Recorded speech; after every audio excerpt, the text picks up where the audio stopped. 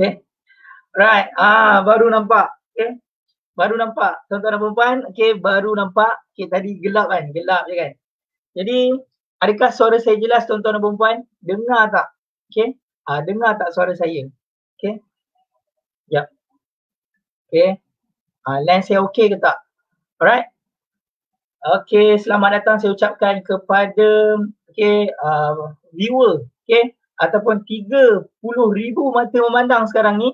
Okay. Jadi, tuan-tuan dan puan-puan, okay, adakah suara saya jelas? Boleh tulis, okay, respon di ruangan komen, jelas. Alright. So, saya pun dah tak nak buang masa lagi, saya pun dah tak sabar lagi untuk mendengar, okay, perkongsian daripada tuan guru kita, okay, pakar pelaburan dan keuangan Islam, okay, iaitu yang saya hormati okay, Dr. Rahim Ibrahim. Okay, jadi kalau anda dah bersedia, saya minta kepada anda semua, okay, untuk sharekan live ni supaya rakan-rakan kita juga dapat bersama-sama dalam majlis ilmu pada malam hari ini. Alright. So kita dah ada, okay, Ketua Pemuda, okay, Ketua Pemuda Pandan, okay, selamat datang Tuan Hafiz Abdul. Salam otak nilai marketing. Okay, Assalamualaikum. Okay, kita juga ada Tuan Amirul Hakim. Okay, jelas bos. Terima kasih bos. Okay, terima kasih bos. Right. Okay, clear. Alright, baik. Okay. Jadi tuan-tuan dan puan-puan, tanpa melengahkan masa lagi, saya menjemput, okay, yang kita hormati. Okay. Dr. Rahim Ibrahim, okay, pakar pelaburan dan keuangan Islam. Jadi sama-sama kita raikan, okay, sama-sama, okay, kita tunggu, okay, kita tunggu Dr. Rahim Ibrahim untuk masuk bersama dengan kita pada malam hari ini. Alright. Okay, tuan-tuan dan puan-puan, okay, saya masih menunggu respon daripada Dr. Rahim.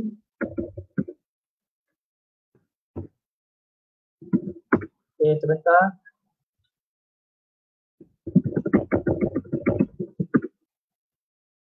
Okay, saya masih menunggu tuan-tuan dan puan-puan. Okay, sama-sama kita nantikan, okay, guru besar kita, okay, pakar pelaburan saham, okay, di Bursa Malaysia dan keuangan Islam. Jadi sama-sama kita nantikan, okay, sambil tu anda sharekan live ni, okay, supaya lebih ramai lagi mata yang memandang kita pada malam hari ini. Alright. Okay, sharekan, okay, semoga perkongsian ni sedikit sebanyak dapat mengubah, okay, dapat mengubah kehidupan kita, okay, dapat mengubah pemikiran kita, dapat mengubah keuangan kita. Jadi tuan-tuan dan puan-puan, saya masih lagi menunggu, right, saya masih lagi menunggu, okay, masih lagi menunggu, okay, adakah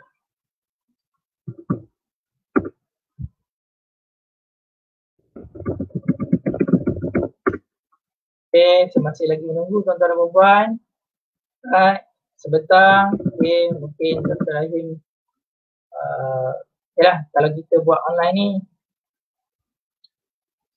masalah teknikal mungkin dari pihak doktor dan sebagainya. Okay, kita masih menunggu. Okay, jadi sambil kita menunggu tuan guru kita, okay, sekejap Dr. Rahim dah tekan link ni. Okay, kita tunggu Dr. Rahim untuk tekan link ini untuk bersama-sama dengan kita tuan-tuan dan puan-puan. Okay. Okay, kita masih menunggu Dr. Rahim.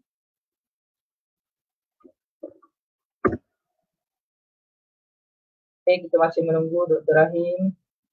Jadi tuan-tuan dan puan-puan, Dr. Rahim Ibrahim ni, okay, untuk saya perkenal kepada anda, okay, kita kenal latar belakangnya. Okay, Dr. Rahim Ibrahim ni adalah tuan guru saya mula, okay, belajar saham. Guru pertama saya adalah Dr. Rahim Ibrahim. Jadi Dr. Rahim Ibrahim ni lah banyak mengajar saya tentang pelaburan, okay, apa jenis pelaburan, apa jenis teknikal, okay, pelbagai strategi dalam pelaburan. So dah banyak dah saya belajar, okay, mungkin dah hampir 100% ilmu Dr. Rahim Ibrahim ada bersama dengan saya. Alright, tuan-tuan dan puan-puan, jadi tanpa melengahkan masa lagi, okay, kita berjemput, okay, Dr. Rahim Ibrahim bersama dengan kita, okay, dan majlis dengan segala hormatnya mempersilakan Dr. Rahim. Assalamualaikum Doktor. Waalaikumsalam warahmatullahi wabarakatuh. Boleh dengar suara saya? Macam mana tuan-tuan dan puan, adakah suara Dr. Rahim jelas? Tulis di ruangan komen jelas. Okey. Okey. Otak nilai terbaik. Alright. Ada komen doktor, dia kata otak nilai terbaik. Okey doktor, apa khabar doktor? Sihat doktor? Alhamdulillah, bagus. Alhamdulillah. Musim-musim pandemik ni, Alhamdulillah Allah berikan kesihatan dan juga banyak nikmat Allah beri kepada kita. Alhamdulillah. So doktor dah makan belum ni? Kita kena tanya dulu doktor Saya dah makan petang tadi. Kami tak makan malam, kami makan petang je. Doktor makan malam ya tuan-tuan dan puan. Ni ada rahsia ni. Kenapa doktor makan petang je? Ada rahsia je ni. Okey? Malam petang ada petang ada kerja sikit berkebun. Malam tak nak bekerja, so tak payah makan banyak-banyak lah. Kita makan untuk tenaga kan. So malam tak perlu tenaga, so malam tak perlu makan. Unless malam nak kerja kuat lah. Siapa nak kerja kuat malam kena makan lah. Tapi kalau tak perlu kerja kuat tak payah makan lah. Jadi ketika nak bekerja baru kita tambah minyak tu doktor Yeah. Tenaga. Okey doktor. Jadi doktor, kita punya viewer ni dah hampir 5,000 doktor. Mata penonton nampaknya ni. Share ramai-ramai supaya ramai boleh dapat manfaat daripada perkongsian kita pada malam ini. InsyaAllah. Jadi doktor, mungkin sedikit mungkin ramai lagi yang belum mengenali doktor. Mungkin doktor boleh perkenalkan diri doktor, background doktor. Silakan doktor. Bismillahirrahmanirrahim. Assalamualaikum warahmatullahi wabarakatuh. Nama saya tahu kan, nama saya Ibrahim. Saya punya background saya macam anda semua lah, belajar daripada sekolah rendah, masuk sekolah menengah kan. Saya tadika, saya tak ingat saya tadika ke tidak, sebab dah lama kan. Proses pembelajaran samalah macam anda semua. Cumanya mungkin sebahagian daripada anda yang ada di sini dan saya kerana umur saya lebih, mungkin pengalaman saya lebih lah pada anda. Sebab orang tua ni pengalaman dia, apa yang dia lalui lebih banyak daripada apa yang dilalui oleh orang muda. Dan apa yang saya lalui mungkin tidak sama dengan apa yang anda lalui. Tetapi apa yang kita lalui sekarang, pandemik adalah sama untuk semua orang. Sebab pandemik ni pandemik yang besar ini berlaku 100 tahun dahulu. Maksudnya dia berlaku tahun 1921, pandemik yang dipanggil Spanish apa tu sesama Spanish macam tu lah, yang bermula di Spanyol dululah 100 tahun dahulu, 1921. Jadi rasanya tak ada kot orang yang merasai pandemik dahulu 1921 dan masih hidup sekarang dan masih pandemik yang berlaku sekarang. Jadi pengalaman kita untuk pandemik ini adalah sama. Maksudnya kita sama-sama menghadapi pandemik ini untuk kali pertama. Okay, untuk kali pertama. Dan pandemik telah berlaku, kita tidak boleh buat apa-apa, kita tidak boleh mengubahnya, tapi kita boleh mengubah diri kita. Pandemik kita tak boleh buat apa. Pandemik yang berlaku ni kita tak boleh buat apa-apa untuk mengubahnya. Dia tetap berlaku sebagaimana apa yang berlaku. Tapi apa yang kita boleh buat adalah bagaimana kita menghadapinya. Itu yang sangat perlu. Jadi untuk belajar, untuk tahu bagaimana menghadapinya, kita kena belajar untuk menghadapi suasana ini. Maksudnya walaupun pandemik ini berlaku kali pertama untuk kita, okay, kali pertama, kita perlu belajar untuk menghadapinya. Walaupun kita tak pernah hadapinya, kita kena belajar bagaimana untuk menghadapinya. Sebab kita tidak ada pilihan. Kita terpaksa menghadapinya. Kita tidak ada pilihan. Sama ada kita mahu ataupun kita tidak mahu, kita perlu menghadapinya. Anda, saya dan semua orang perlu menghadapinya. Jadi untuk menghadapinya itulah kita perlukan cara yang betul supaya kita boleh menghadapinya dan melaluinya sehingga akhir dalam keadaan yang baik dan kita dapat melakukan sesuatu terhadap diri kita. Dan andai kata berlaku pandemik-pandemik yang akan datang, maka kita boleh menghadapinya sebagaimana kita menghadapinya pada kali ini. Itu serba sedikit lah pengenalan. Itu baru pengenalan tuan-tuan dan puan. InsyaAllah kita akan kupaskan bagaimana kan masyarakat khususnya belia pada hari ini, khususnya belia, macam mana mereka nak survive ketika pandemik ni. Kita dah berperang hampir setahun dah doktor dengan COVID-19 ni. Jadi mungkin masih ramai lagi yang struggle untuk survive, lagi-lagi yang kena buang kerja ataupun yang gajinya dikurangkan. Jadi kat sini pun ada daripada saudara Ismail. Assalamualaikum jutawan katanya doktor. Okey, waalaikumsalam saudara Ismail. Okey, jadi doktor mungkin kita boleh pergi pada slide. Okey, saya akan sharekan kita punya slide. Okey. Kita sharekan slide kita dulu doktor. Okey. Slide kita. Okey.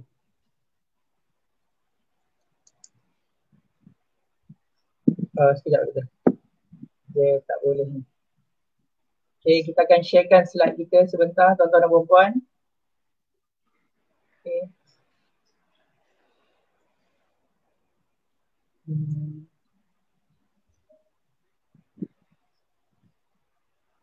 Alright, so saya dah share kan. Okay, adakah nampak dekat skrin anda tuan-tuan dan puan-puan?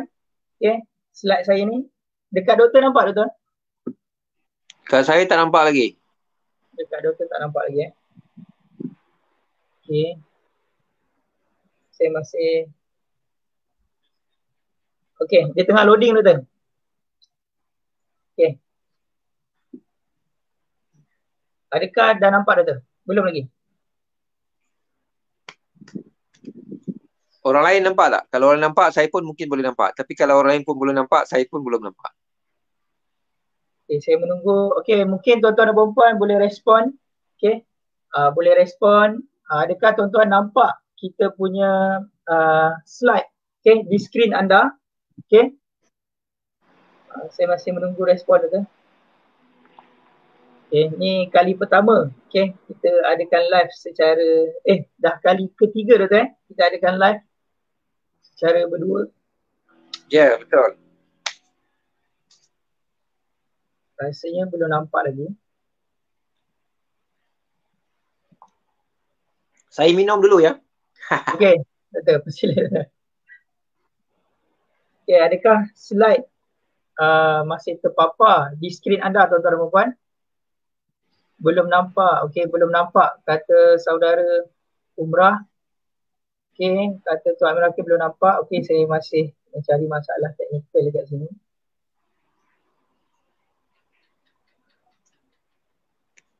Okey, sebentar ya. Mungkin dia ambil masa ya. Apa cerita slide tu, Lam? Slide tu ni apa pula keluar ni. Okey, mungkin saya bacakan sajalah doktor. Okey. Okey, saya bacakan. Mungkin ni tak dapat. Okey. Soalannya berbunyi, doktor, cabaran keuangan bagi mereka yang dibuang kerja pada hari ini atau gajinya dipotong. Mungkin di luar sana ada yang masih bekerja tetapi gajinya dipotong, doktor. Jadi ada juga yang terus dibuang kerja oleh majikan. Jadi apakah peluang dan cara perlu orang sebegini lakukan, doktor, di luar sana? Persilakan, doktor. Ini satu cabaran yang besar. Sama ada anda dikurangkan pendapatan, dikurangkan pembayaran gaji ataupun anda dibuang kerja. Cabaran yang besar. Maksudnya, kalau orang yang dikurangkan gajinya, pendapatannya akan berkurang. Contohnya katakanlah sebelum ini gajinya 2,000, sekarang mungkin dipotong 30%, 2,000, 30%, RM600. Sekarang tinggal RM1,400. Maknanya dia hilang gajinya, pendapatannya sebulan RM600. Dan mungkin ada orang yang terus dibuang kerja. Maksudnya sebelum ni mungkin dia ada gaji RM2,000, sekarang dah tak ada gaji. Okay. Jadi ini adalah satu cabaran yang besar. Di musim pandemik ini, kita ramai orang yang menghadapi suasana yang seperti ini. Jadi untuk itu kita kena lihat semula apa yang kita boleh buat. Okey. Pertama sekali kita kena lihat dan faham bahawa yang kita hilang itu adalah wang. Okey. Dan sebagaimana kita pernah bincangkan dulu, apa itu wang? Wang ini adalah alat. Wang bukan matlamat. Wang adalah alat. Jadi kalaulah kita merasakan bahawa kehilangan wang gaji kita itu ataupun sebahagian gaji kita itu adalah segala-galanya, maka kita akan hilang segala-galanya lah. Maksudnya itu yang kita kena lihat. Maksudnya kalau kita memahami wang itu sebagai matlamat, bagi kita hilanglah segala-galanya. Hilanglah segala-galanya. Okay. Tapi kalaulah kita fahami wang itu sebagai alat, maka kita boleh berfikir apakah alat lain yang kita boleh dapatkan untuk menggantikan wang itu. Apakah cara lain yang kita boleh lakukan untuk menampung kekurangan itu ataupun untuk menggantikan wang yang hilang itu.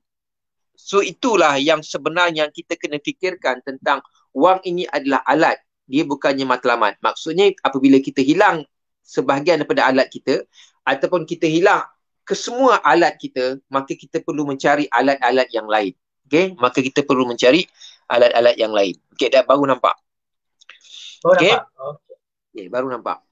Jadi itulah yang kita kena fahami. Jadi katakanlah, okay, sekarang apabila kita hilang pendapatan ataupun hilang sebahagian pendapatan, jadi dengan pendapatan yang kita ada itu sebelum ini, apa yang kita buat? Kita gunakan untuk pembelian makanan, pembayaran rumah sewa, tempat tinggal dan sebagainya. Okey. Jadi, apabila kita tidak ada wang ini, alat tak ada, tapi keperluan-keperluan kita masih ada. Maka sebab itulah kita kena mencari satu cara lain untuk mendapatkan wang. Itu kaedah yang pertama. Satu cara lain. So, apa cara yang kita buat? Terpulanglah apa yang kita ada dari segi kemahiran dan juga kemampuan. Sebab itu, dua perkara yang kita kena lihat. Kita sebelum ini bekerja dan mendapat gaji kerana apa? Kerana dua perkara, iaitu pengetahuan dan juga kemahiran. Atau mungkin juga pengalaman. Jadi, sebab itu, apabila kita kena buang kerja ataupun kita hilang sebahagian daripada pendapatan, gunakanlah ketiga-tiga perkara ini untuk menampung atau mendapatkan kembali wang yang hilang itu. Okay? Kita ada pengetahuan, kita ada kemahiran, kita ada pengalaman. Kita bekerja dan dapat gaji kerana tiga perkara ini. Dan kalaulah kita hilang sebahagian daripada pendapatan ataupun kita diberhentikan kerja, tiga perkara ini masih ada pada kita. Kita masih ada pengetahuan, kita masih ada kemahiran dan kita masih ada pengalaman. Jadi gunakanlah kemahiran, gunakanlah pengetahuan dan gunalah pengalaman ini untuk mendapatkan wang yang baru ataupun untuk menampung kehilangan sebahagian daripada wang tersebut. Ini yang perlu kita fikirkan tentang cara dan bagaimana. Yang saya nyatakan di awal tadi tentang wang itu bukan matlamat. Wang itu adalah alat. Jadi untuk itu bila alat, kita kena ada cara untuk gunakan dia. Dan kita kena faham, kita mendapat wang sebelum ini kerana apa? Kerana kita bekerja dan kita bekerja itu kerana apa? Kerana tiga perkara yang kita miliki iaitu pengetahuan, kemahiran dan juga pengalaman. Maka apabila kita hilang sebahagian daripada wang ataupun kita hilang kesemua wang kita sebab diberhentikan kerja, kita masih ada pengetahuan, kita masih ada kemahiran, kita masih ada pengalaman. Maka kita perlu menggunakan ketiga-tiga perkara ini untuk cara yang lain supaya kita boleh mendapatkan wang tersebut. Bagaimana caranya? Kita kena tengok keadaan dan situasi kita, apa yang kita boleh buat berdasarkan pengetahuan, berdasarkan kemahiran dan juga berdasarkan pengalaman yang kita ada. Tetapi mungkinlah ia akan mengambil masa. Dia tidak boleh menjadi berganti dengan sekelip mata. Maksudnya hari ni boleh kena buang kerja, besok dah dapat kerja baru ataupun dapat income yang sama. Dia perlu mengambil masa. Sebab itulah perlunya ada persediaan, sebab itu perlu ada perancangan dan perlunya ada perkara-perkara yang perlu kita lakukan untuk menggantikan semula pendapatan yang hilang tersebut. Itu feedback maklum balas saya yang awal tentang perkara itu. Okey, baik Doktor. Jadi mungkin tuan-tuan dan puan-puan ada soalan yang ingin ditanya ataupun ingin diajukan, boleh tulis di ruangan komen. Okey. Mungkin selepas ni baru saya akan berikan soalan anda itu untuk dijawab oleh Dr. Rahim. Okey. Doktor, yang kedua dari sisi peniaga, peniaga kecil ni Doktor, mungkin jualan mereka semakin menurun Doktor. Tadi dari sisi orang yang bekerja dan ini dari sisi orang yang meniaga kecil-kecilan. Dan jualan mereka pada pandemik ni, kebanyakan mereka bagi tahu saya jualan makin menurun, makin menyusut. Jadi serta apa peluang yang perlu mereka lakukan, peluang yang ada selain yang doktor dah terangkan tadi, ada kemahiran, pengetahuan dan pengalaman. Jadi apakah yang lebih advance lagi yang doktor boleh sampaikan kepada peniaga-peniaga kecil ni? Apa yang perlu mereka lakukan? Dipersilakan doktor. Okey. Pertama sekali, apabila kita punya perniagaan semakin menguncup, maka pendapatan kita juga akan menguncup, akan semakin mengecil. Jadi untuk itu, apa yang perlu kita lakukan dari sudut diri kita merujuk kepada pendapatan. Jadi maksudnya, kalaulah sebelum ini, daripada perniagaan tersebut, kita mungkin boleh mendapatkan pendapatan bersih sebulan katakanlah 2,000 contoh. Tapi sekarang mungkin dia kurang 50%. Mungkin kita dapat 1,000 saja. Jadi persoalan apa? Persoalannya adalah persoalan pendapatan kita semakin mengurang dan semakin mengecil ataupun semakin menguncup. Jadi untuk itu, apa yang perlu kita fikirkan? Yang perlu kita fikirkan adalah bagaimana perubahan pendapatan kita yang semakin mengecil dan menguncup ini perlu selari dengan perubahan diri kita dari sudut perbelanjaan. Dulu maksudnya ketika kita berniaga, dapat pendapatan bersih sebulan 2,000, apa yang kita belanjakan? Tapi hari ini kita hanya dapat 1,000 saja. So kita kena berbelanja sesuai dengan 1,000 yang kita dapat pada hari ini. Kita tidak boleh berbelanja sebagaimana yang dahulunya ketika kita mendapat pendapatan bersih sebanyak 2,000. Itu yang pertama.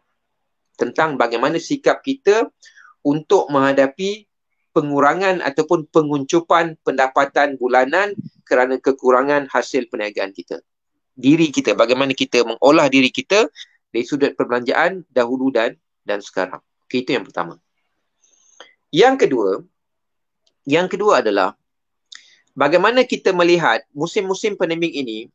Pertama, kuasa beli orang semakin mengecil dan mengurang. Kuasa beli orang. Dulu mungkin orang boleh beli sekali beli barang, katakanlah kita jual makanan, orang mungkin sekali beli makanan pada kita RM10. Tapi sekarang kuasa beli itu telah semakin kurang sebab orang semakin kurang wang.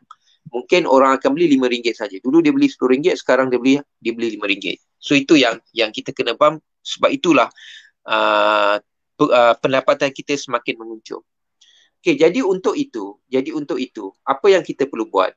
Kita perlu meramaikan. Kalau dahulu kita boleh mendapat pendapatan satu hari RM200, merujuk kepada mungkin 20 orang yang beli daripada kita dah dapat RM200. Sebab seorang membeli RM10. Sekarang seorang beli RM5. Jadi kalau 20 orang baru RM100. Kalau dulu kita boleh dapat RM200. Sekarang hanya RM100. Jadi untuk itu apa yang kita perlu buat adalah sebagai peniaga kita kena melihat satu cara yang lain. Maksudnya, bagaimana dahulunya orang datang membeli kepada kita dan sekarang ramai orang yang tidak datang membeli kepada kita. Ramai orang yang tidak datang membeli kepada kita. Ataupun kalau dahulunya orang membeli, sebagaimana saya nyatakan tadi, orang membeli RM10 daripada kita. Dan mungkin sekarang orang hanya membeli RM5 saja daripada kita. Okay? Jadi apa yang perlu kita buat? Pertama sekali adalah orang yang beli dulu RM10, sekarang RM5 kerana kekurangan wang. Jadi untuk itu, walaupun apa yang kita boleh buat adalah walaupun dengan kekurangan orang yang datang membeli kepada kita ini, apa yang kita boleh buat sekarang adalah kita kena buat satu cara baru, iaitu bagaimana kita boleh pergi kepada orang. Sebelum ni orang datang kepada kita dan sekarang bagaimana kita boleh fikir satu cara untuk kita pergi kepada orang. Maksudnya dulu customer datang kepada kita, pelanggan datang kepada kita. Sekarang bagaimana cara kita boleh berfikir untuk pergi kepada customer. Inilah yang kita kena cuba untuk buat supaya boleh meningkatkan pendapatan kita. Kemudian yang keduanya, kalau dahulu orang membeli RM10 daripada kita, sekarang orang hanya membeli RM5. Boleh tak kalau kita ada sedikit lebihan bajet, kalau orang itu membeli daripada kita RM5, apakah kalau boleh kita buat, okay, boleh tak kita berikan kepada dia RM1 lebih. Katakanlah contoh kita jual nasi lemak, kita jual apa, goreng pisang ke apa kan. Orang beli kepada kita RM5, kita berikan kepada mereka ekstra RM1 produk yang lain. Maksudnya dalam kita berniaga ini, kita walaupun perniagaan kita adalah perniagaan yang kecil, kita buat suatu bentuk tanggungjawab sosial, iaitu memberi kepada orang. Maksudnya bila orang beli barangan kepada kita RM5, kita beri satu barangan lain kepada dia secara percuma yang nilainya mungkin RM1. Sebagai salah satu usaha untuk membantu orang. Sebab semua orang tak ada duit sekarang. Semua orang kekurangan wang sekarang. Jadi kalaulah orang yang membeli kepada kita RM5 dan kita beli kepada dia satu barang lain yang nilainya RM1, itu adalah sesuatu yang bagi saya agak baik, dan juga sebagai satu cara untuk mengikat customer kita, sebagai cara kita berbudi dan juga menjadikan customer itu setia kepada kita. Kemudian yang kedua tadi yang saya nyatakan, bagaimana kita kena membuat satu strategi baru untuk pergi mencari customer. Dan inilah sebenarnya yang telah dilakukan lebih awal oleh Panda Food, Grab Food dan sebagainya. Dia pergi mencari customer. Sekarang kita juga kena berfikir ke arah itu, bagaimana kita kena menggunakan segala teknologi yang ada ini untuk mendapatkan customer, dan supaya kita boleh pergi kepada orang untuk menghantar barang tersebut. Dan dalam masa yang sama sebenarnya kita memudahkan orang, kemudian boleh memberikan satu peluang baru kepada orang lain untuk servis penghantaran tu. Budak-budak motor ni kan, bolehlah dapat pendapatan lain untuk menghantar kita punya barangan kepada customer kita. Itu cara yang saya rasa kita boleh buat. Dan untuk mendapatkan semula jumlah pendapatan sebagaimana yang kita dapat dahulu, saya rasa itu agak susah. Tapi sekurang-kurangnya boleh menampung kehidupan kita untuk kita menghadapi pandemik ini. Semoga pandemik ini cepat lalu dan kita akan kembali sebagaimana asal. Itu antara yang kita boleh buat dari sudut perniagaan. Jadi tuan-tuan dan puan-puan, apa yang tertarik dengan poin Dr. Rahim tadi, okay, mungkin yang menonton kita pada malam hari ini ada dalam kalangan peniaga juga, Doktor. Jadi poin yang Doktor sampaikan tadi, yang pertama kita kena tengok perbelanjaan kita. Kita tengok macam mana cara kita berbelanja. Yang kedua, biasanya kita tunggu customer. Tapi hari ini kita kena cari customer. Dan yang ketiga poin Doktor tadi adalah kita kena buat satu macam charity ataupun kita memberi kepada orang. Apa konsep memberi? Untuk kita ikat customer tadi. Kita ikat dia untuk dia setia untuk membeli barangan kita. Jadi tuan-tuan dan puan, ini adalah satu ilmu yang sangat bernilai pada malam hari ini yang diberikan oleh Dr. Rahim Ibrahim. Jadi Doktor, soalan yang terakhir, bagaimana nak mulakan portfolio pelaburan ni, Doktor? Mungkin tuan-tuan dan puan perlu mengetahui juga Dr. Rahim merupakan pelabur tegar, pelabur tegar di Bursa Malaysia.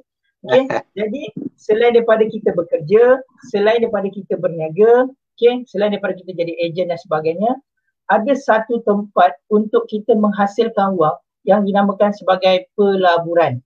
Jadi persoalannya, Doktor, bagaimana nak mulakan portfolio pelaburan ni? Dipersilakan, Doktor. Untuk masa sekarang, kalau bagi siapa yang belum bermula, baru nak bermula, kalau memang ada duit simpanan lebihan, anda boleh bermula.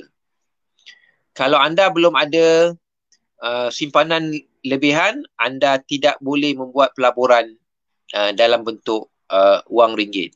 Tapi anda boleh bermula untuk membuat pelaburan kepada diri anda sendiri, iaitu pelaburan untuk pengetahuan.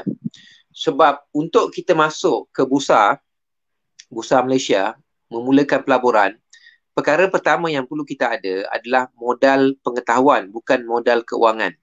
Modal pengetahuan itu lebih utama daripada modal keuangan. Sebab knowledge is power. Pengetahuan adalah kuasa. Cash is king. Okay, saya selalu cakap kan, knowledge is power, pengetahuan adalah kuasa, cash is king, tunai adalah raja. Raja kalau tak ada power, dia tak jadi. Sebab itu dan orang yang ada power walaupun dia tidak ada raja, dia tidak ada title raja, tapi dia boleh berkuasa. Itu yang kita kena faham. Jadi kalau siapa yang nak bermula, siapa yang ingin bermula, ketika ini anda kalau ada wang lebihan, anda boleh bermula untuk membuat pelaburan dari sudut kewangan. Tapi kalau anda tidak ada wang lebihan, anda tidak boleh buat pelaburan dari sudut kewangan. Tetapi anda tidak boleh berdiam diri. Anda kena bermula dari sekarang untuk memulakan pelaburan kepada diri anda sendiri, iaitu pelaburan dari sudut pengetahuan. Maksudnya, anda kena mula dari sekarang untuk melabur kepada diri anda dari sudut pengetahuan, meningkatkan pengetahuan bagaimana untuk membuat pelaburan. Dan dalam masa yang sama, anda cuba untuk mengumpulkan wang supaya nanti bila anda telah ada pengetahuan, anda boleh membuat pelaburan sebenar. Ini yang perlu dipahami. Dan bagi sesiapa yang telah ada wang, anda juga kena bermula dengan pengetahuan. Membuat pelaburan pengetahuan. Tetapi oleh kerana anda telah ada wang, anda boleh buat pelaburan pengetahuan dan buat pelaburan keuangan dalam masa yang sama untuk praktis apa yang anda belajar. Maksudnya, kita belajar dan dalam masa yang sama kita praktis. Secara realitinya bagaimana pelaburan keuangan. Maksudnya belajar, itu adalah pelaburan pengetahuan, kemudian kita praktis untuk pelaburan keuangan. Dan inilah yang perlu kita lakukan. Dan anda semua kena faham bahawa waktu sekarang, waktu pandemik, waktu orang ramai tidak boleh bekerja dan ada orang yang tiada pendapatan kerana tiada pekerjaan, maka sepatutnya kita kena bermula dari sekarang. Sebab kita tidak tahu pandemik ini akan berlaku berapa lama. Kita tak tahu bila dia akan berakhir. Kita harapkan dia akan berakhir cepat. Tapi kita tak tahu berapa lama dia akan berakhir. Sebab itu kita tidak ada pilihan. Semua orang kena bermula dari sekarang, melabur terhadap diri sendiri untuk meningkatkan pengetahuan supaya nanti boleh membuat pelaburan. Dan siapa yang telah ada kewangan yang lebih, belajar juga bermula dari sekarang dan dalam masa yang sama buat praktikal itu, praktis tu, pelaksanaan tu dengan jumlah yang minima supaya anda tahu bagaimana sebenarnya real trade itu, bagaimana sebenarnya pelaburan yang berlaku di bursa itu. Dan kalaulah kita faham perkara ini, kita akan dapat pengetahuan dan dalam masa yang sama kita boleh praktis perkara ini. Dan walaupun nanti bila pandemik tidak berlaku, kita boleh meneruskan kerja-kerja membuat pelaburan ini kerana pelaburan ini perlu dilakukan tanpa henti sehinggalah kita mati. Kerana kita perlu sentiasa meningkatkan keuangan kita sebagaimana yang saya nyatakan di awal tadi, wang adalah alat. Kita perlu sentiasa berfikir untuk bagaimana memperbanyakkan alat. Memperbanyakkan alat supaya dengan banyak alat yang kita ada, banyak benda yang kita boleh buat. Contoh macam kita kat rumah kan, tukul ada, pelayar ada, screwdriver ada 20 jenis kan. So banyak benda yang kita buat. Tapi kalau kita ada satu saja screwdriver, mungkin satu skru je kita boleh buka. Tapi kalau kita ada 20 screwdriver, apa size skru pun semua kita boleh buka. So inilah yang kita faham tentang alat. Semakin banyak alat yang kita ada, semakin banyak perkara yang kita boleh buat. Semakin banyak kerja yang kita boleh lakukan, sama ada perkara-perkara itu merujuk kepada diri kita, yang melibatkan perbelanjaan kita dan keluarga kita, ataupun yang berkaitan dengan kebajikan, pertolongan, bantuan yang kita boleh berikan kepada orang lain. Jadi kita tidak ada pilihan, bermula dari sekarang, kita perlu belajar sebab knowledge is power dan dalam masa yang sama kita mengumpulkan tunai supaya dengan tunai yang kita ada dan pengetahuan yang kita ada, kita akan mula melakukan pelaburan pada masa akan datang. Itu komen saya. Baik, doktor. Jadi tuan-tuan dan puan-puan, nampak tak? Terbuka tak minat anda, tuan-tuan dan puan-puan? Jadi doktor memberitahu perkara ni dah macam saya hafal. Apa doktor nak cakap nanti, saya dah hafal. Sebab dalam kelas, memang itu yang doktor selalu ulang-ulang. Jadi, yang perkara paling saya sangat ingat adalah pengetahuan adalah mahal, kata doktor. Tapi sangat power. Dan kebodohan adalah murah, tapi menyakitkan. Jadi, perkara ni macam bermain-main kat minda saya, doktor. Jadi mungkin kita boleh berikan peluang dan ruang kepada berapa ribu mata yang memandang ni untuk anda bertanya ataupun ada soalan yang ingin ditanya oleh Dr. Rahim. Saya persilakan sekiranya ada. Okey.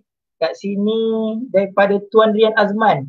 Ni tim kita juga doktor. Mungkin kita akan lebih kenal nanti bersama doktor. Katanya terbaik doktor. Okey.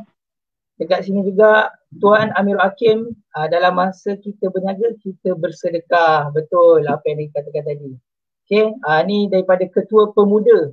Ni Ketua Pemuda UMNO Pandan Johor doktor. Katanya menarik ni katanya. InsyaAllah mungkin nanti kita boleh bekerjasama dengan Ketua Pemuda Pandan untuk mengadakan program-program keuangan dan pelaburan pada masa akan datang insyaAllah. Kita juga ada Tuan Daniel Farhan melabur untuk ilmu dulu kalau tak haram. Kata dia doktor. Jadi kat sini pun ada yes, betul doktor. Jadi tuan-tuan dan puan-puan, sekiranya tuan-tuan dan puan-puan ada soalan yang ingin dikemukakan, boleh terus secara langsung saya bawakan kepada anda. Bukan senang nak jumpa Dr. Rahim. Hari ni Dr. Rahim berikan masanya kepada kita. Jadi anak muda di luar sana yang menonton pada hari ini gunakan peluang yang ada ni. Jadi mungkin doktor bila kita sebut saja pelaburan, masyarakat di luar sana sangat skeptikal dengan pelaburan ni doktor. Jadi mungkin doktor boleh berikan sedikit pencerahan kepada anak muda di luar sana. Bila dengar je pelaburan, dia dah takut. Dia macam rasa trauma doktor. Jadi mungkin doktor boleh berikan sedikit awareness kepada kami ni doktor. Silakan doktor. Okey, pelaburan ada beberapa cara.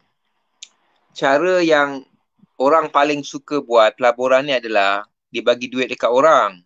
Itu yang orang paling suka nak buat sebab dia malas. Dia malas nak buat, jadi bagi duit kat orang. Akhirnya terlungkup sebab orang sebab orang. Kita bagi duit kat orang, duit tu duit kita.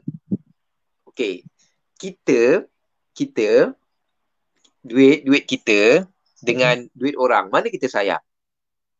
Duit kita lah kan. Kita lah sayang duit kita daripada orang. Kita bagi duit ke orang, dengan duit tu kita punya. Mana siapa yang lebih sayang? Kita ke dia? Kita lah dia besar sebab duit kita. Kalau kita bagi dia kan duit dia lantak dia. Untung nasib lah, tak untung lantak dia bukan duit aku lah. Itu yang kita kena faham. Jadi kenapa kita nak berikan duit kita pada orang?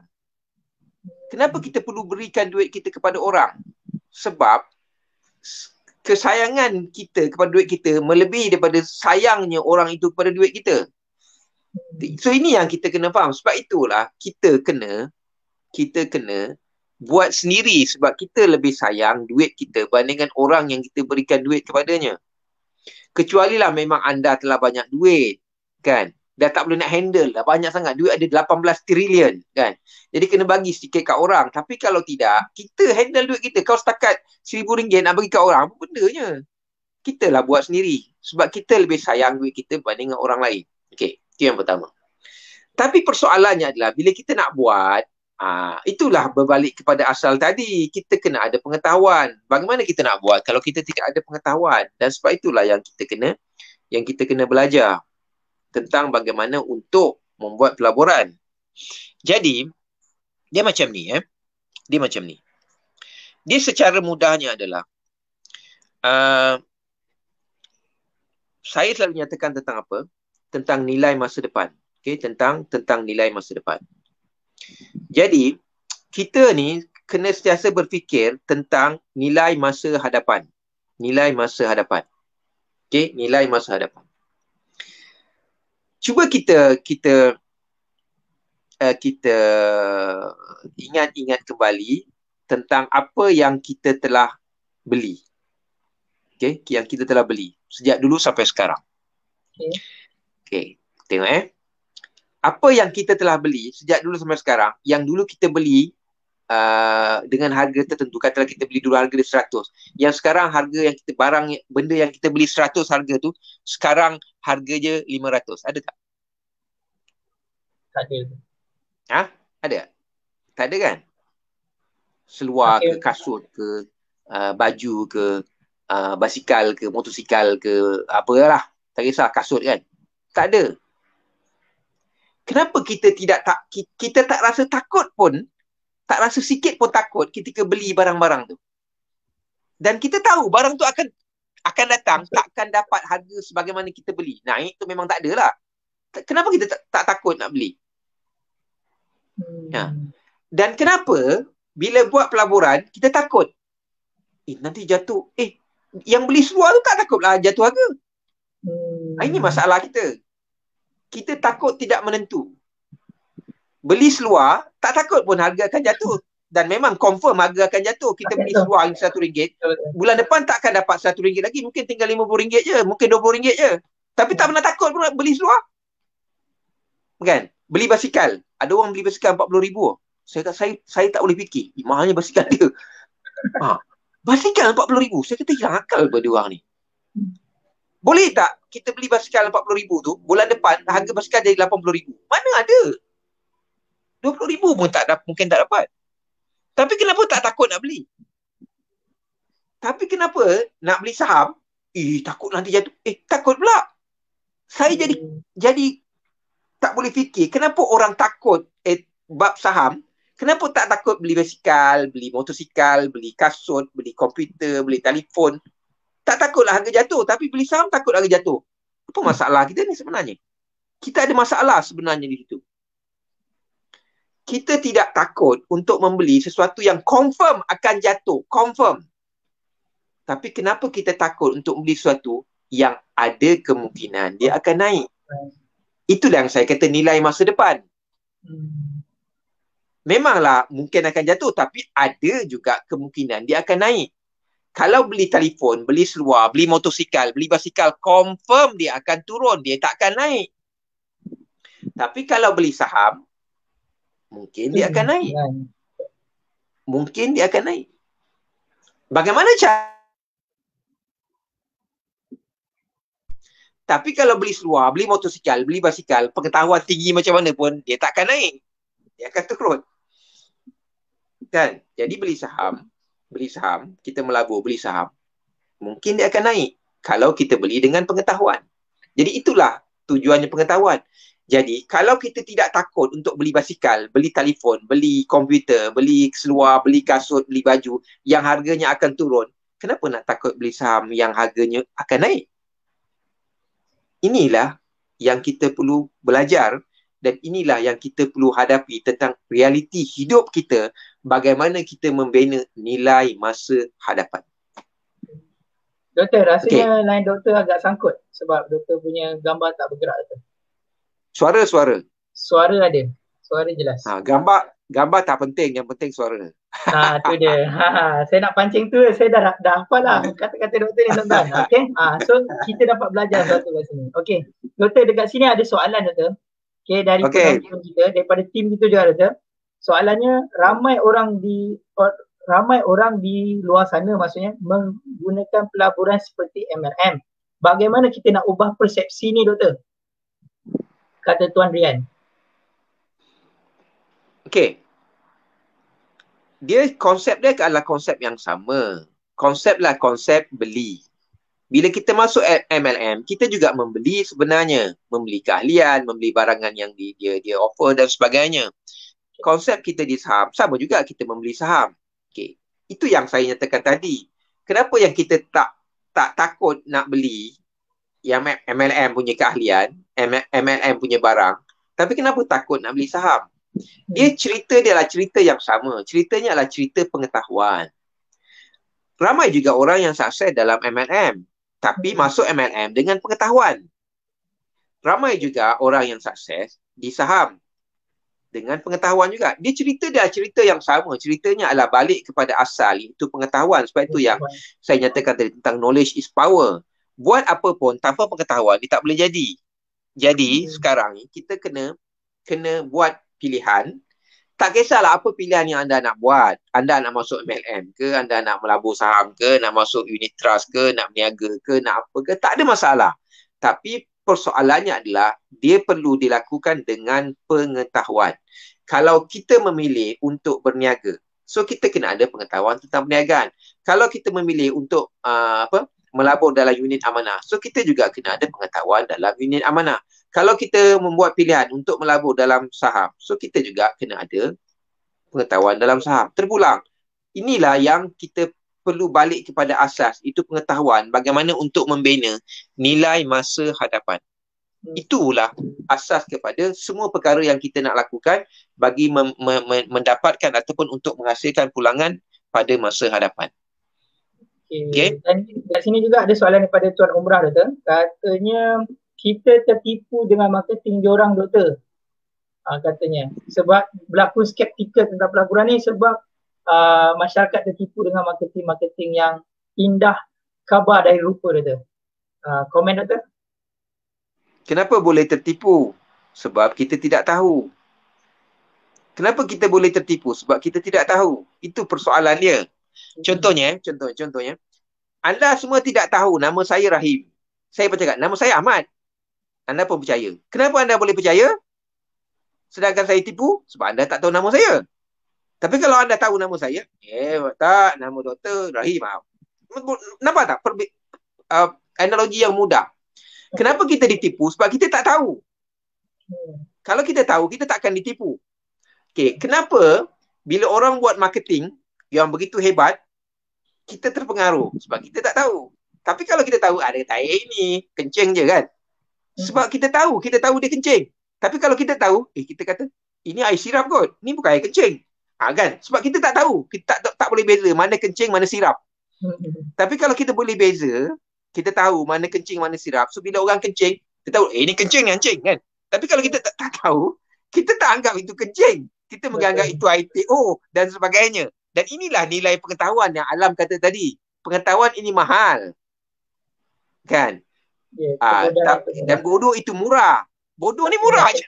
Awak tak payah beli. Bodoh ni memang murah je. Dapat free tepi jalan ada kan. Tapi kalau kena sangat menyakitkan. Jadi inilah yang kita kena faham. Jadi untuk itu, semua benda kita kena ada pengetahuan supaya kita boleh tahu perkara sebenarnya dan supaya kita boleh mengelakkan diri kita supaya kita tidak ditipu. Dia macam ni kita kena faham Apabila suatu itu tidak benar, dia akan digambarkan secara berlebih-lebihan. Ini teori yang saya nak beritahu tentang kehidupan.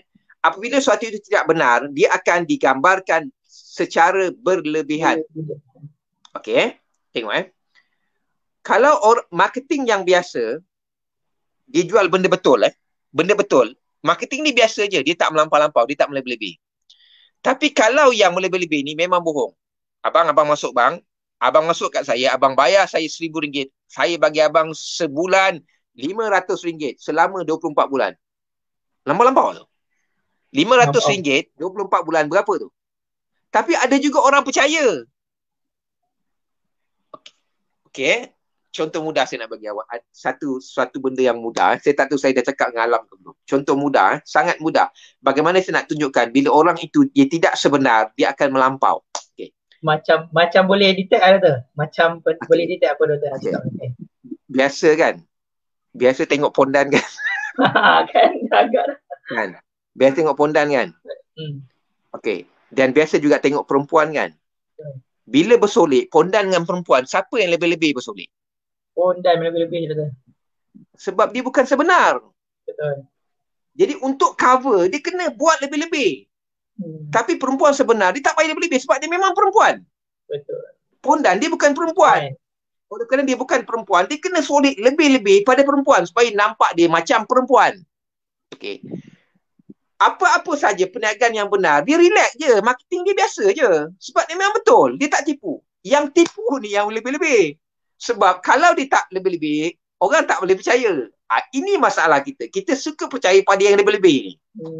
Sebab itu buat bertenang, relax. Yang lebih-lebih ni kita anggap macam pondan je. Dia nak gambarkan dia tu perempuan, dia kena bersolek lebih-lebih daripada perempuan supaya nampak dia macam perempuan. Tapi perempuan biasa je sebab dia memang dah perempuan.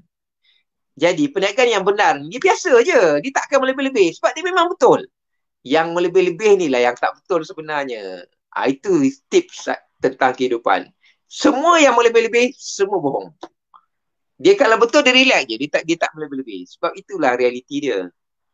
Bila melebih-lebih ni, dia nak cover lah apa yang tidak sebenarnya supaya nampak benar. Boleh? Penipu lah yang akan lebih-lebih. Orang tak tipu dia biasa je. Betul tak? Betul, betul. Okay, boleh. Jadi ada kata sini Tuan Amir Hakim kadang-kadang sampai naik confuse betul. Dia confuse dia. Bahaya Confuse ni pun tu. sama juga. Bahaya Confuse juga pun ni. sama juga. Confuse ni sebab tak ada pengetahuan. Apa yang kita nak confuse-nya? Betul. Okey, kalau anda jumpa dua orang, seorang perempuan, seorang bapa, anda nak confuse apa? Confuse ke? Confuse ke? Hakim confuse ke? Hakim Saya tak confuse. confuse. Saya tengok yang lebih-lebih tu, tu confirm bapa tu. Kalau yang biasa tu perempuan tu. Perempuan takkan bersolek macam bapa. Awak pernah tengok perempuan bersolek macam bapa? Benar Pernah? tu. Tak. Perempuan bersolek style perempuan lah. Yang bersolek lebih-lebih ni bapa. Pondan tu. Sebab dia nak cover yang nak cover dia kan lelaki. Pondan ni kan lelaki. Dia nak cover kelakian dia tu. Dia kena bersolek melebihi daripada perempuan. Okay. Orang yang tipu ni, oleh kerana dia tipu, dia nak cover penipuan tu, dia kena buat melebihi daripada apa yang sebenarnya. Itulah analogi dia yang kita kena faham. Jadi tak payah nak confuse. Yang lebih-lebih itu memang bohong tu. Menipu je. Boleh faham tak? Boleh faham Boleh.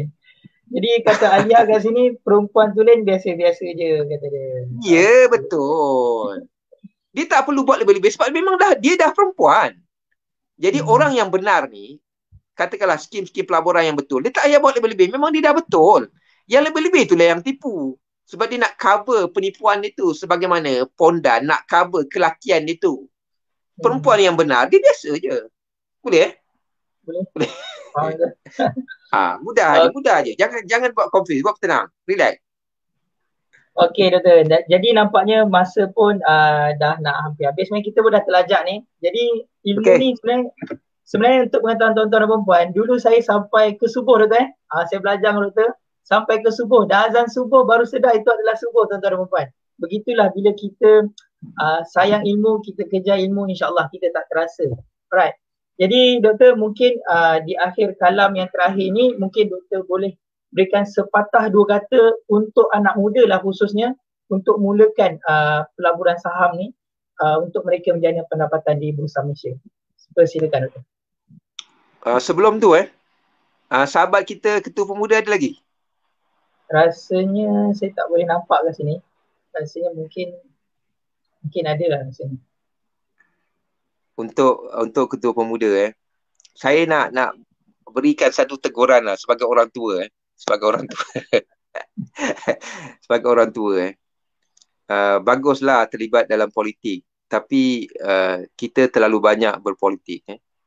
Kita dah berpolitik sejak merdeka. Sekarang 2021, kita merdeka 57, bermaksud sudah 64 tahun lebih kurang. So, di mana pencapaian kita orang Melayu dari sudut kewangan? Tak ada. So, sekarang saya minta parti-parti politik, kita jangan melebih-lebih berpolitik. Sebab telah terbukti 60 tahun lebih, kita tidak ke mana dengan politik kita. Kita tidak ke mana dengan politik kita. Jadi, kurang-kurangkan berpolitik, kita bina masa depan yang baru. Okay? Bina masa depan yang baru. Kalaulah sebelum ini, kita banyak bercerita tentang politik, mulai hari ini, kita kena wujudkan kesedaran keuangan. Kita buat satu hashtag baru, kesedaran keuangan tu. Itu yang hashtag saya dulu yang saya nyatakan apa? Wang kita, tanggungjawab kita. Tanggungjawab kita. Ini yang kita kena faham. Okey. Berapa ramai ahli politik hari ini yang telah dibeli? So nak beli dengan apa?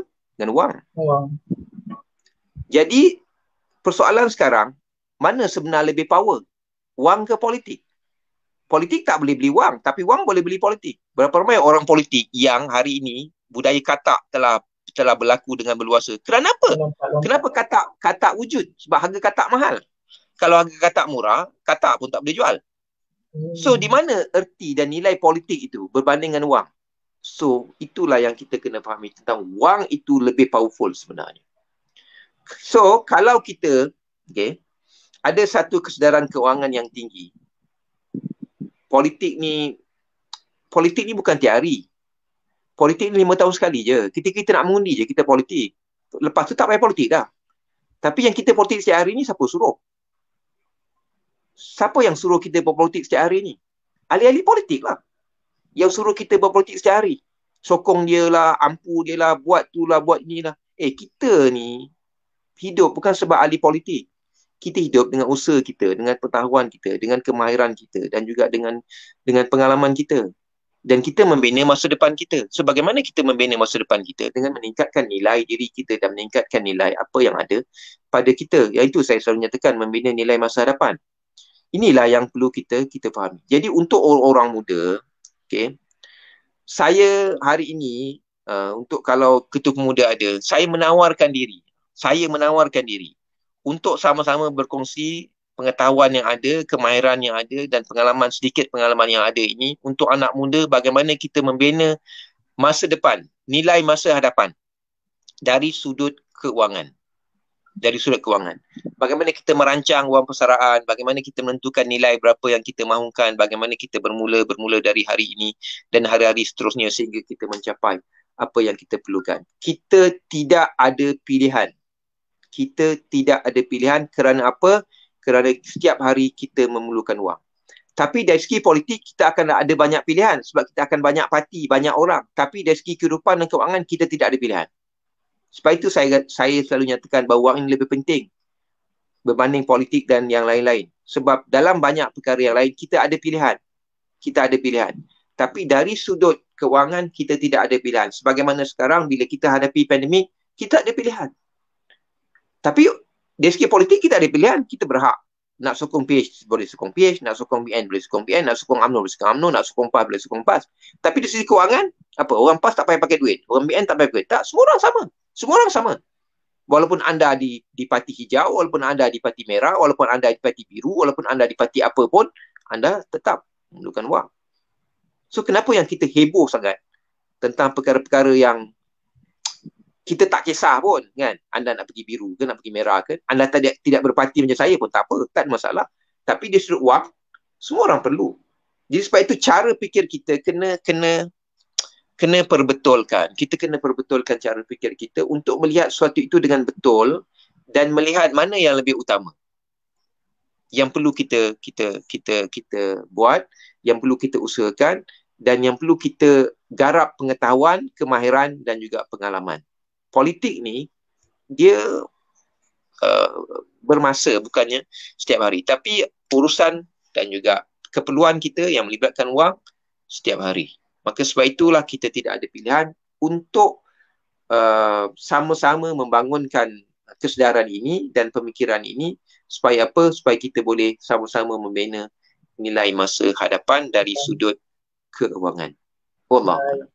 Baik, Doktor. Jadi tuan-tuan dan puan-puan, itulah nasihat Doktor, dan bukan hanya untuk badan-badan politik, badan-badan persatuan dan sebagainya, tapi apa yang diberikan oleh Doktor adalah untuk kita semuanya. Jadi bukan Doktor menolak politik, tetapi apa yang Doktor tekankan di sini adalah perlunya keuangan itu perlunya kita perjelaskan sebab khususnya pada masyarakat kita sini dah lama tertinggal dalam bab-bab keuangan ini. Jadi terima kasih banyak Doktor. Terima kasih juga kepada tim Otak Nilai Marketing yang bersama-sama dengan kita hari ini dan kita ada Ketua Pemuda, kita ada juga daripada Persatuan Kelab Belia Wawasan, kita juga ada daripada wakil daripada mahasiswa juga Doktor dan ada peniaga-peniaga juga. Jadi terima kasih pada semua penonton yang menonton live ini dan teruslah memberi sokongan kepada Otak Nilai Marketing untuk memberikan input-input yang bermanfaat tentang pelaburan dan keuangan. Jadi itu saja ada counter untuk minggu depan. Ada counter, okey. Jadi biasanya setiap hari Ahad Doktor akan bagi saham-saham kajian yang berpotensi. Jadi kalau anda berminat, tuan-tuan dan puan-puan, boleh masuk ke dalam grup Telegram kita Doktor. Okay. Kita akan sharekan counter-counter berpotensi di grup Telegram. Okey. Jadi bukan kita tak nak kongsi di Facebook sebab ada undang-undang daripada SC yang tidak membenarkan. Jadi kalau anda berminat boleh pergi ke link PM saja tim kami akan bagikan link untuk link grup saham. Okey, grup saham. Right. Jadi itu saja rasanya Doktor Terima kasih Okey, banyak-banyak terima kasih kepada kita. semua. Okey. Jadi itu saja. Assalamualaikum warahmatullahi taala wabarakatuh. Waalaikumsalam warahmatullahi wabarakatuh.